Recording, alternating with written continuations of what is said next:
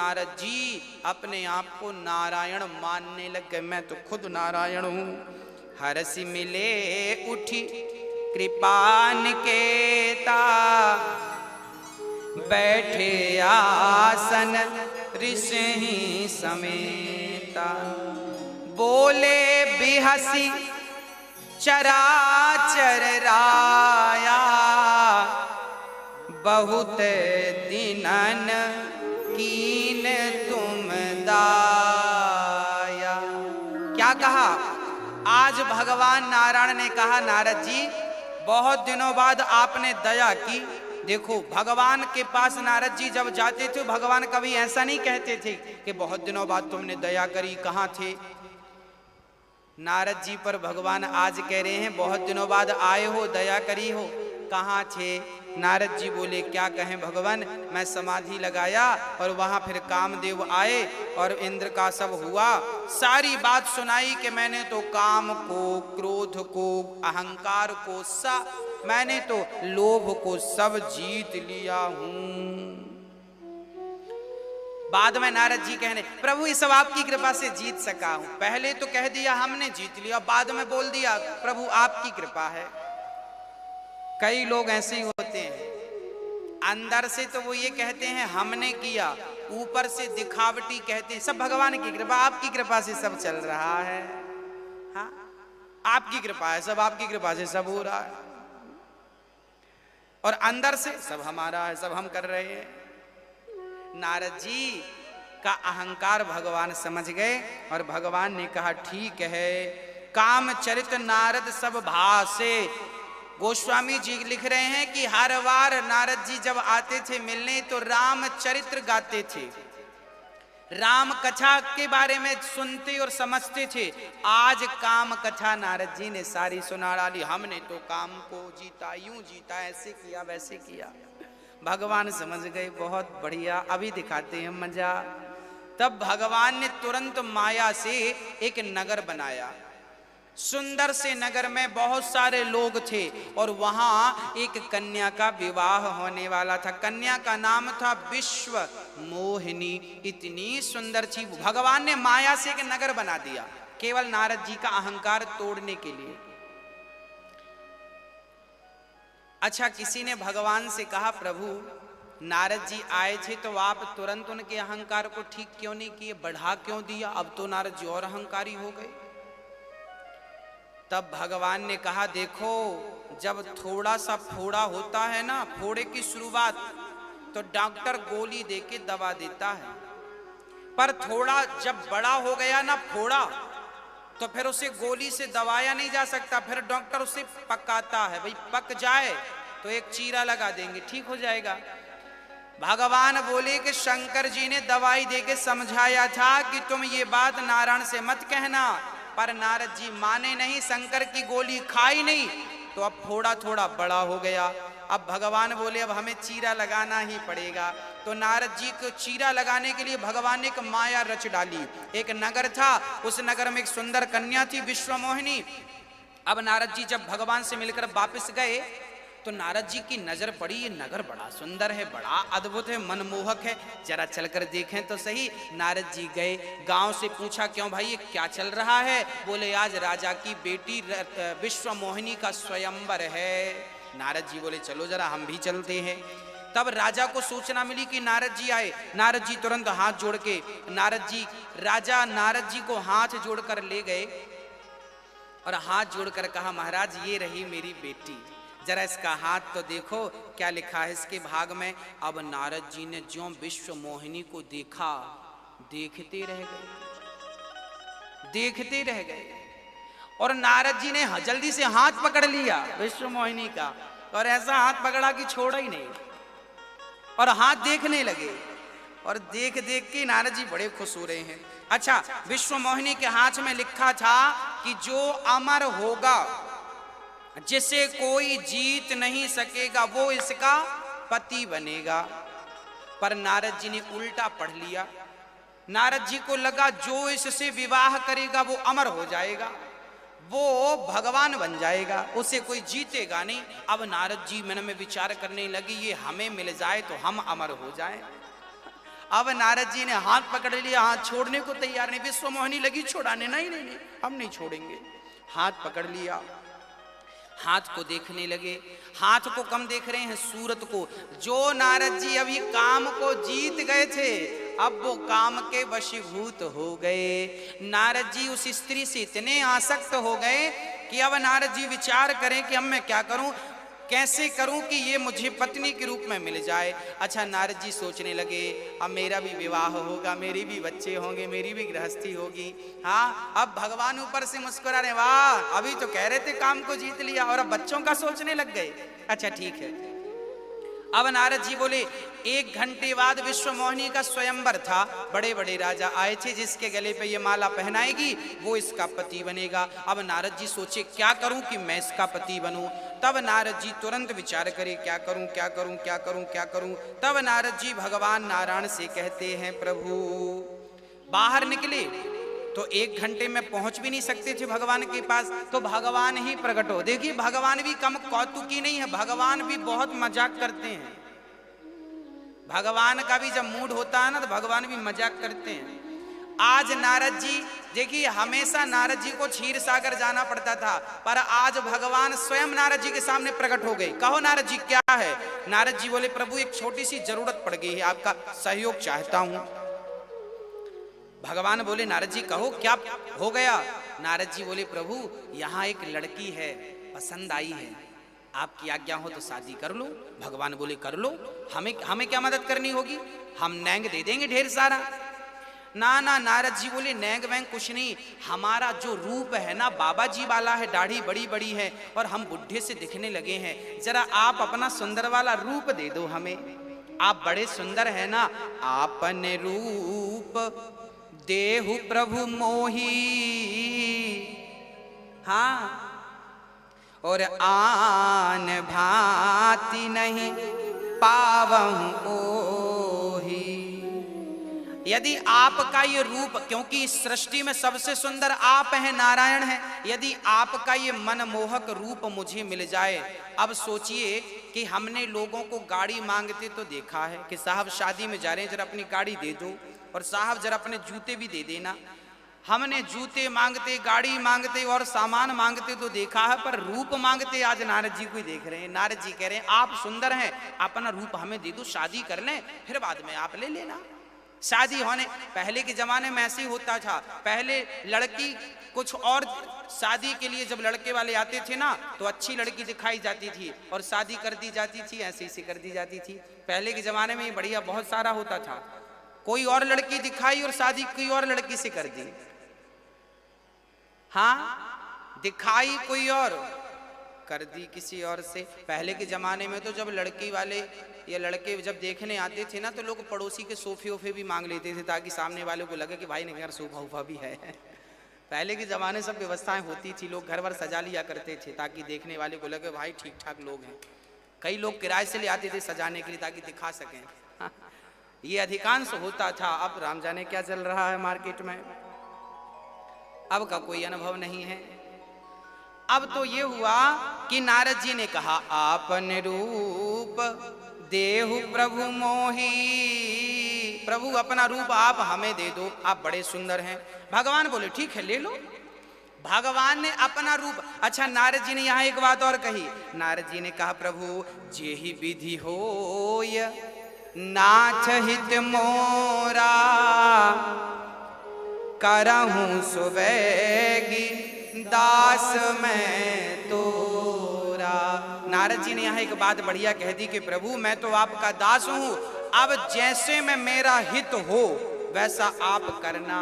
अच्छा, नारद जी थे तो भक्त और भगवान बहुत प्यार करते थे नारद जी से। अब नारद जी को भगवान ने अपना रूप दे दिया, और भगवान के तो सारे रूप भगवान के ही हैं। सिय राम मैं सब जग जानी, निज प्रभु मैं देखई जगत। हाँ, सारा संसार भगवान का ही रूप है, उनके अतिरिक्त क्या है। तो अब भगवान ने अपना बंदर वाला रूप नारद जी को दे दिया। नारद जी की शक्ल कैसी होगी, बंदर की। नारद जी बड़े बंदर दिखने लग गए। और जब नारद जी बंदर बन के चले, अच्छा नारद जी को भी भगवान पर इतना विश्वास था। देखिए विश्वास इतना था कि नारद जी ने दर्पण नहीं देखा कि मेरा स्वरूप कैसा, जैसा भगवान ने दिया वैसे बन के चल पड़े और जाकर के अच्छा जब नारद जी राजसभा में गए तो वहां सबको नारद नारद ही दिख रहे हैं, बंदर सबको नजर नहीं, क्योंकि भगवान को लगा कि सब यदि नारद को बंदर देखेंगे ना तो नारद जैसे संत का अपमान होगा। तो भगवान ने ऐसी माया रची कि वहां जितने लोग थे सबको तो नारद ही दिख रहे थे, परंतु विश्व मोहिनी को केवल बंदर दिख रहे थे। मतलब जिससे विवाह होना तो उसी को नारद जी बंदर दिखाई पड़ गए। और वहां पर शिव जी के 2 गण और थे, उन 2 गणों को भी नारद जी बंदर दिख रहे थे। अब नारद जी जाके सबसे आगे की सीट खाली थी, नारद जी वहां जाकर बैठ गए कि वो आएगी यहीं के ही माला डाल देगी, अपना विवाह हो जाएगा। अब बंदर बन के गए नारद जी। अच्छा देखिए कितनी बढ़िया बात है कि संसार नारद जी बने बंदर हैं पर संसार को नारद ही दिख रहे हैं। इसका तात्पर्य यह है कि भगवान जिसे जो दिखाना चाहते हैं संसार उसे वैसा ही देख सकता है। यदि आपको सीता दिखाना चाहेंगे ना तो संसार आपको ही सीता देख लेगा, आपको ही राम देख लेगा। मतलब भगवान के हाथ में चाबी है, वो जैसा करेंगे वो वैसा करेंगे, जैसा करेंगे संसार आपको वैसे देखे। अब नारद जी बैठ गए। अब वहां शिव के 2 पार्षद थे, उन दोनों ने बढ़िया मजाक किया। देखो तो कितने सुंदर राजकुमार हैं, लगता है इनकी माँ ने बड़ी तपस्या की होगी तब इतने सुंदर राजकुमार होंगे, आज तो इन्हीं का विवाह। अब नारद जी को तो ये लगने लगा कि देखो हमें ही कह रहे हैं और हमसे सुंदर तो पूरी सभा में कोई है नहीं। लगता है नारद जी ने अपने आप को ही नारायण मान लिया। गण कह रहे थे नारायण जैसे दिख रहे हैं, नारद जी को लगा जैसे क्या हम तो नारायण ही हैं। कई बार इसी में अहंकार बढ़ता है। क्या होता है आप लोगों ने देखा होगा, कई बाबा कई गुरु घंटाल अपने आप को भगवान माने बैठे हैं। होता क्या है, श्रोतागण कहते हैं कि आप तो भगवान हैं। कई बार चेला गुरु से क्या कहता है, गुरु जी आप तो भगवान हैं, आप तो भगवान हैं। जब गुरुजी बार बार ये सुनते हैं कि सारे चेला कह रहे हैं आप तो भगवान हैं भगवान, तो गुरुजी को लगने लगता है मैं भगवान ही तो नहीं हूं। फिर वो अपने आप को क्या मानने लग जाते हैं, क्योंकि सारे चेला कह रहे हैं भगवान हो भगवान हो, तो वो सही में अपने आप को भगवान, नारद जी भी सही में अपने आप को नारायण मान गए। और यही व्यक्ति के पतन का कारण है। ध्यान से सुनिएगा, सारी दुनिया जब आपकी झूठी तारीफ करती है ना तो दुनिया वालों में उलझ मत जाना, नहीं तो तुम्हारा पतन हो जाएगा।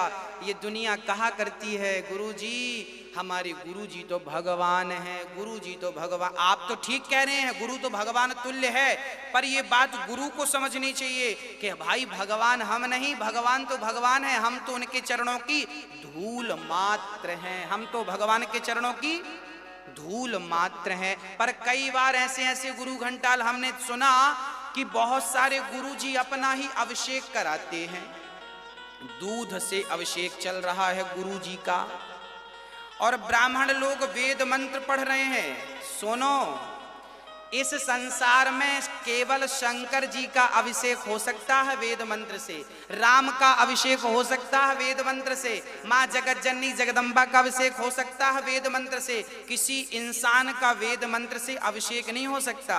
यदि आपने किसी इंसान का वेद मंत्रों से अभिषेक कर दिया तो वो वेदों का अनादर कर रहे हैं, आप वेदों का अपमान कर रहे हैं। अरे वेद तो भगवान के लिए बने हैं, किसी इंसान के लिए नहीं बने कि आप वेदों से इंसान की स्तुति करने लग जाए। वेदों में तो भगवान की स्तुतियां हैं, वेद परमात्मा की, भागवत में वेद स्तुति है, अर्थात वेद भगवान की स्तुति करते हैं। वेद कभी इंसान की स्तुति नहीं कर सकते। हम तो वेद को भगवान मानकर प्रणाम करते हैं। याद रखना, इंसान को पानी से नहवाओ, गुरु को कभी भी पानी से तो नहवाना, पर गुरु को कभी दूध से मत नहवाना, गुरु को कभी दही से मत नहवाना, क्योंकि दूध से, दही से, पंचामृत से केवल मेरे नारायण का अभिषेक होता है, मेरे भगवान भोलेनाथ का अभिषेक होता है। इन्हें तो दूध दही से नहवाइए, पर गुरु तो गुरु है।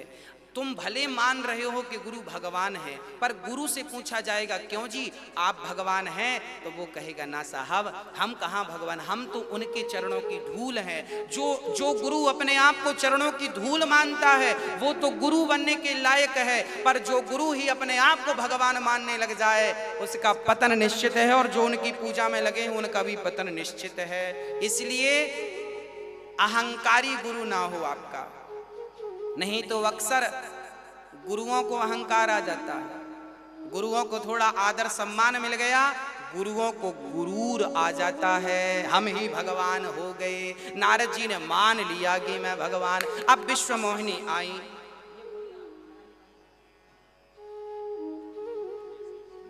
हाँ क्या कहा, अब विश्व मोहिनी ने बढ़िया से देखा, माला लेकर आई और नारद जी को देखा। नारद जी को देखती विश्व मोहिनी को गुस्सा आया, राम राम क्या मैं ऐसी हूं कि बंदर मेरे से शादी करने आए।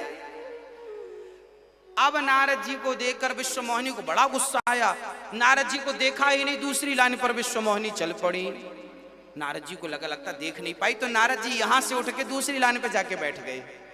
वहां सीट वीट खाली, ए भाई जरा हटो सीट। अब विश्व मोहिनी आई, सबको देखते देखते आई। अब नारद जी को देखा, फिर बंदर बैठा, फिर विश्व मोहिनी इस लाइन पे आ गया। अब विश्व मोहिनी जब इस लाइन पे आई तो फिर नारद जी को लगता है ये देख नहीं पाई, मैं इतना सुंदर हूं पर ये देख नहीं पा रही है, तो नारद जी फिर जाकर के उस तरफ बैठ गए। अब नारद जी बार बार इस तरफ उस तरफ, अंत में स्वयं नारायण आए और नारायण के रूप में स्वयं भगवान नारायण थे, उनको गले पे माला पहनाई। माला पहनाई और बड़े प्रेम से माला पहनाकर, बड़े प्रेम से माला पहनाकर पति के रूप में प्राप्त कर लिया। अब नारद जी को बड़ा दुख लगा, राम राम राम राम राम राम राम, हम तो शादी का मन बनाए थे पर शादी तो हुई नहीं, शादी नहीं हुई। तब वो शिव गण जो थे उन्होंने कहा नारद जी जरा अपनी शक्ल तो देख लो। तब नारद जी ने पानी में झांक कर देखा तो बंदर की शक्ल। अब तो नारद जी इतने गुस्से में आए, इतना क्रोध इतना क्रोध। अब नारद जी कह रहे हैं कि लो हमें बंदर बना दिया। अब तो नारद जी इतने क्रोध इतने क्रोध इतने क्रोध इतने क्रोध, नारद जी कहने लगे अब तो मैं मर जाऊंगा या तो भगवान के प्राण ले लूंगा। अब नारद जी, अब जैसे ही नारद जी आगे बढ़े तो भगवान फिर आ गए। विश्व मोहिनी पास में खड़ी पत्नी बनकर और भगवान नारायण आए। नारायण बोले नारद जी क्या है। अब नारद जी आगे बोले क्या है, तुम बहुत आतताई हो गए हो, जो मन में आता है कर लेते हो। हमें बंदर बना दिया और हमने शादी का प्लान बनाया, हमसे पत्नी छीन ली। आपने 16,108 किया था, किसी ने रोका, हम एक करने गए तो वहां भी तुम, हमारी शादी आपने नहीं होने दी। और ना जाने क्या तुम बड़े कपटी हो, तुम बड़े निष्ठुर हो। भगवान को ऐसी ऐसी बातें नारद जी ने कह डाली, बड़े निष्ठुर हो, बड़े कपटी हो। हाँ तुम दूसरों का उत्कर्ष नहीं देख सकते हो, हम शादी करने गए तो आप वहां शादी कर लिए। जाओ मैं तुम्हें श्राप देता हूं, जैसे आज मैं नारी के वियोग में तड़प रहा हूं, कल तुम्हें भी आने वाले समय में नारी के वियोग में तड़पना पड़ेगा। और जैसे तुम मनुष्य बनकर आए और मेरी होने वाली पत्नी के संग तुमने विवाह कर लिया विश्व मोहिनी के संग, तुम्हें भी अगले जन्म में मनुष्य बनना पड़ेगा। और सुनो, जैसे तुमने मुझे बंदर बनाया, अगले जन्म में तुम्हें भी बंदरों का सहयोग लेना पड़ेगा। एक साथ नारद जी ने 3 श्राप दे दिए। भगवान ने सारे श्रापों को सिर पर रख लिया, नारद जी को प्रणाम किया, नारद जी मुझे आपके दिए हुए श्राप मंजूर हैं। तब भगवान ने वो सारी माया जो फैलाई थी, वो माया सब सारी माया समाप्त कर दी। और जैसे ही माया का पर्दा हटा, नारद जी अपने ज्ञान में आए। अरे मैं तो नारद हूं और मैंने क्या किया, मैं भगवान चरणों में गिर पड़े, हे प्रभु क्षमा करो। चरणों में पड़ गए, लिपट गए, प्रभु गलती हो गई, अपराध हो गया, आपको मैंने श्राप दे दिया, मैं अपना श्राप आपसे वापस लेता हूं। भगवान ने कहा नाना ये तो मेरी माया थी, आपको अहंकार आ गया था, उस अहंकार का नाश तो करना ही था। अब श्राप आपने दिया है तो कोई बात नहीं। पार्वती से शंकर जी कह रहे हैं आपके गुरु ने श्राप दिया, इसलिए एक बार ब्रह्म को नारायण को राम बन करके सृष्टि में आना पड़ा। राम जन्म के हेतु अनेका एक ते अधिक एक ते एका। अनेक हेतु हैं श्री राम अवतार के। आज बड़े प्रेम से अब नारद जी, अब प्रश्न ये खड़ा हुआ, नारद जी ने कहा प्रभु आपने हमें बंदर क्यों बनाया? तब नारद जी से भगवान ने कहा देखो बंदर तो बनना ही पड़ता है। हाँ, शादी के बाद ना अक्सर लोग बंदर बने नजर आते हैं। भगवान ने कहा देखो बंदर तो बनना ही पड़ेगा, या तो पत्नी के बंदर बन जाओ या तो मेरे बंदर बन जाओ। तो मैंने तुम्हें अपना बंदर बनाया, पत्नी का बनने नहीं दिया, ये बड़ी कृपा हो गई। आपको बंदर तो बनना ही पड़ेगा, या तो संसार का बंदर बनो या तो राम का बंदर बनो। तो संसार का बंदर बनने से अच्छा है मेरे राम के बंदर बन जाओ। तो नारद जी को अपना बंदर बना लिया। बंदर वैसा ही करता है जैसे मंदारी कराता है। मंदारी कहेगा नाच बंदर नाच, तो बंदर नाचने लग जाएगा। मंदारी कहेगा चलो ससुराल जाएगा, तो जमीन पर बैठेगा कि कंबल पे, तो कंबल पे बैठ के बताता है। मतलब मंदारी जो जो चाहता है बंदर वो करता है। उसी प्रकार भगवान जो चाहते हैं भक्त वही करता है, वही सच्ची भक्ति है। इसलिए नारद जी को भगवान ने अपना बंदर, मतलब हम किसके बंदर बन जाएं? अपने राम के बंदर बन जाएं, अपने कृष्ण के बंदर बन जाएं, हम भगवान के बंदर बन जाएं तो हमारा कल्याण हो जाएगा, हमारा उद्धार हो जाएगा। तो एक जन्म में नारायण को नारद श्राप के कारण आना पड़ा। अब अद्भुत चर्चा है। एक बार क्या हुआ, एक बार राम जी को अवतार लेना पड़ा। हाँ, किसके कारण? बोले एक बार श्री स्वयंभू मनु और शत्रुपा ने वरदान मांगा तो भगवान को अवतार लेना पड़ा। अच्छा, नारद जी आज काम के अधीन क्यों हो गए? आज नारद जी की बुद्धि क्यों बिगड़ गई? तो क्या नारद जी ऐसे हैं? ना, नारद जी बहुत पूजनीय हैं, नारद जी बहुत उच्च कोटि के भगत हैं। फिर उनकी बुद्धि ऐसे कैसे होगी? बोले भगवान जिसे जैसा करें वैसा हो जाता है। और एक बात बताओ, कई बार ना जब माँ बच्चे को चलना सिखाती है ना, चल चल चल बेटा चलो, आजा आजा आजा आजा, तो माँ उल्टी चलती है, माँ पीछे की तरफ चलती उल्टी, और बच्चे को बुलाती आजा आजा। बच्चा आगे आता जाता है, मम्मी पीछे पीछे उल्टी जाती है। किसी ने माँ से कहा क्यों तुम उल्टी चल रही हो, सीधा चलना नहीं आता क्या? माँ ने कहा सीधा चलना तो आता है, फिर उल्टी क्यों चल रही हो? तब माँ कहती है मैं उल्टी इसलिए चल रही हूँ ताकि मेरा बच्चा सीधा चलना सीख जाए। उसी प्रकार आज नारद जी ने ये लीला करके संसार को दिखा दिया कि मुझ जैसा ज्ञानी, मुझ जैसा भक्त भी काम के अधीन हो सकता है। और तुम भगवान से विमुख हो गए तो तुम्हारी क्या दुर्गति होगी समझ लो। भगवान से विमुख होने पर यह दुर्गति होती है। संसार का प्राणी भोगों में उलझ जाता है। काम से, क्रोध से, लोभ से वही छूटते हैं जिन्हें राम छुड़ाना चाहें। इसलिए आप कभी ये ना कहिएगा कि हमने ये कर लिया।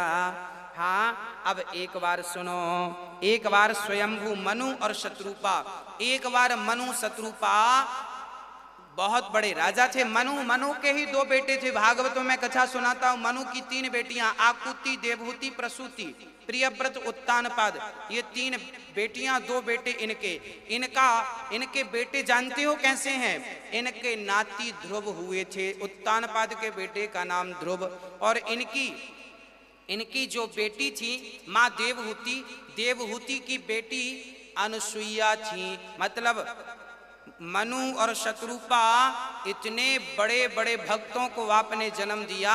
अब इन दोनों को मन में विचार आया कि हमारा बुढ़ापा आ गया है, अब हमें संसार का त्याग करना चाहिए। कि हो ही न विषय विराग, भवन बसत भा चौथपन, हृदय बहुत दुख लाग, जन्म गयऊं हरि भगत बिनु। हाँ, अब मनु शत्रुपा ने विचार किया कि हमारा बुढ़ापा आ गया है, अभी तक हमारा वैराग्य नहीं हुआ। कई बार ना हम बेटी का विवाह, बेटों का विवाह हो गया, सब अपने अपने घर सुखी हैं, फिर भी हम घर पे ही पड़े रहते हैं, फिर भी हमारा मन संसार से निकलता नहीं है। मनु शत्रुपा की भी यही हालत थी। हो ही न विषय विराग, बुढ़ापा आ गया फिर भी विषयों से वैराग्य नहीं हुआ। कहते हैं बुढ़ापा आ जाता है, शरीर जर्जर हो जाता है, फिर भी इंद्रियां परेशान करती हैं, फिर भी काम सताता है, क्रोध सताता है, लोभ कई आपने देखा होगा बूढ़ी बूढ़ी माताएं हैं, लाठी लेके चल रही हैं, शरीर में हिम्मत नहीं है, फिर भी वो गुस्सा करती हैं। बूढ़ी बूढ़ी माताएं गुस्सा करती हैं। अरे भाई मेरी माँ, अब आपका बुढ़ापा आ गया है, अब गुस्से का त्याग कर दीजिए, ये तो गलती है आपकी, मरने के पहले सारी गलतियां ठीक कर लो।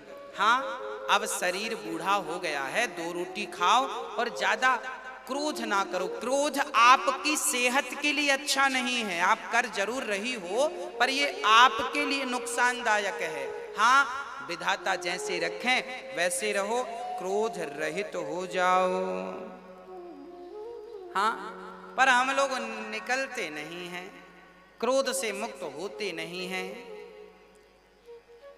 इसलिए वैराग्य की ओर चलना चाहिए। संसार का मन से त्याग कर दो और प्रेम से अब मन बचे हुए समय को, अरे बुढ़ापा आपकी 70 साल की उम्र हो गई, अब बताओ कितनी बची? ज्यादा से ज्यादा 10 साल, ज्यादा से ज्यादा 15 साल, अब समय कम बचा है और अधिक 20 साल, इतनी कम उम्र है आपकी। अब भजन में मन लगाओ, संसार का त्याग करो।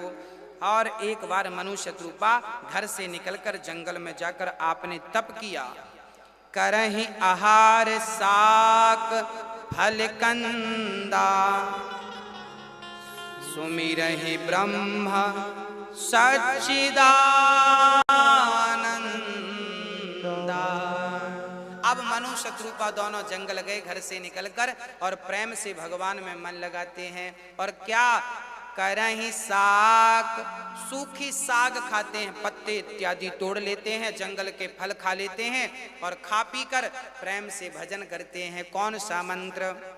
ओम नमो भगवते वासुदेवाय, 12 अक्षर मंत्र पुनि उपजहि सहित अनुराग। वासुदेव करुह दंपति मन अति लाग। मनु शत्रुपा ने ध्रुव जी को ओम नमो भगवते मंत्र का जाप करते देखा था और आज यही ओम नमो भगवते वासुदेवाय का जाप दोनों ने किया, मनु ने और शत्रुपा ने। जाप करते करते हजारों वर्ष बीत गए। हाँ, जाप करते करते हजारों वर्ष बीत गए। हम तो आपसे भी कहते हैं कि आप भी भगवान के जाप में, भगवान के ध्यान में घर परिवार छोड़ के लग जाओ। हाँ, कब से हम जगा रहे हैं, आप हैं कि सो रहे हैं? अभी तो जगाए थे फिर सो गए। हाँ, अभी तो जगाया तुझे, अभी तो जगाया तुझे, फिर सो गया। उठ परदेसी तेरा वक्त हो गया। अभी जगाए थे कि संसार से मन हटा लो।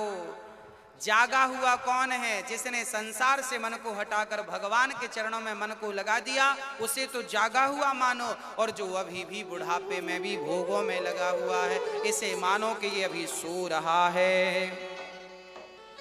अभी तो जगाया तुझे हो,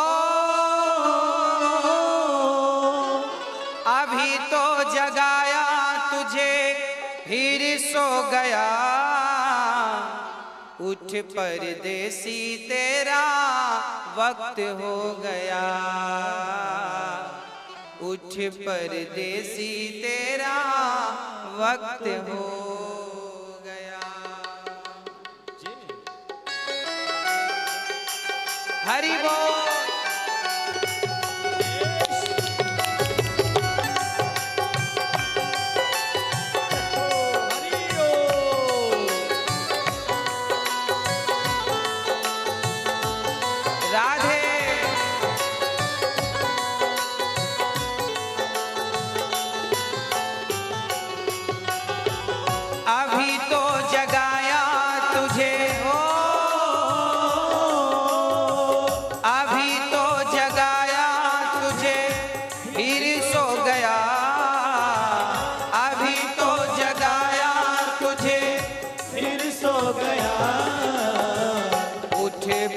परदेसी तेरा